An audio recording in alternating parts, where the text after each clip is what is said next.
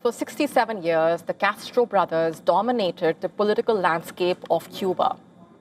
As the country marked the 95th birthday of its former president, Raul Castro, the internal crisis seems to be deepening, with America vowing to bring him to justice over murder charges, questions also being raised over whether the Castro era is nearing its end. Raul Castro, who stepped down as chief of the Communist Party of Cuba in the year 2021, still commands significant influence behind the scenes. While he was last seen at a May 1 rally in Havana, his current whereabouts remain unknown. His birthday was marked by glowing tributes, with the Cuban president lauding his contributions towards social justice and world peace. In fact, Cubans were also effusive in their praise. For us who were born in the revolution, Raul is the historic leader of this revolution. Together with his brother and with all he has done for the country, I cannot explain. He is our leader.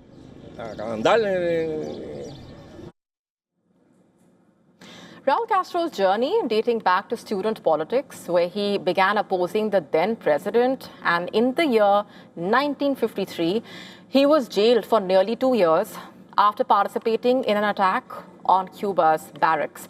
This was seen as a failed attempt to unseat Batista.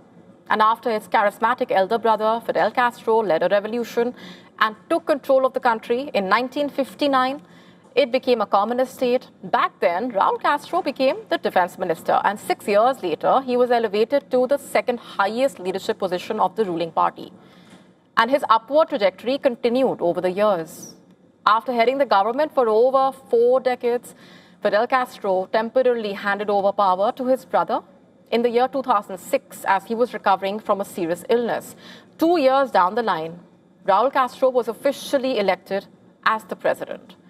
And in 2011, he also took over as the ruling party chief. Under his tenure, economic reforms were initiated whereby private enterprises were legalized in Cuba. The country's foreign policy also saw a dramatic shift, with Cuba and the US restoring full diplomatic relations in the year 2015. And their relations warmed up further as Barack Obama became the first sitting US president to visit the island in more than 80 years.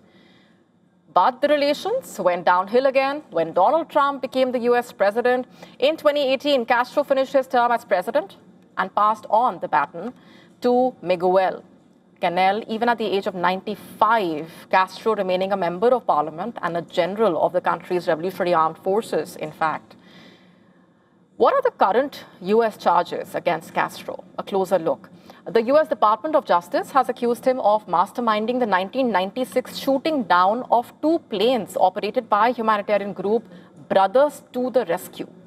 4 Americans were killed after the Cuban military jets reportedly fired air-to-air missiles at the aircraft, destroying them without warning. And if convicted in this case, he, along with 5 other accused, can even be sentenced to life in prison or death, reportedly. And the latest flashpoint also coming at a crucial juncture when Cuba has run out of diesel and fuel oil.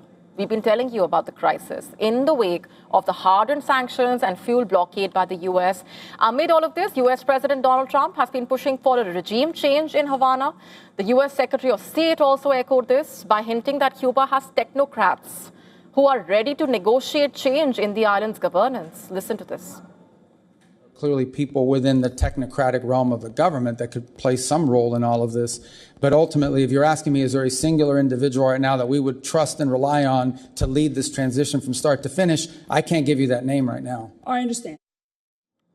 And with the US building up military power around Cuba and the country's energy crisis growing by the day, it seems to be clear that the Cuban government is facing a rather tough challenge ahead.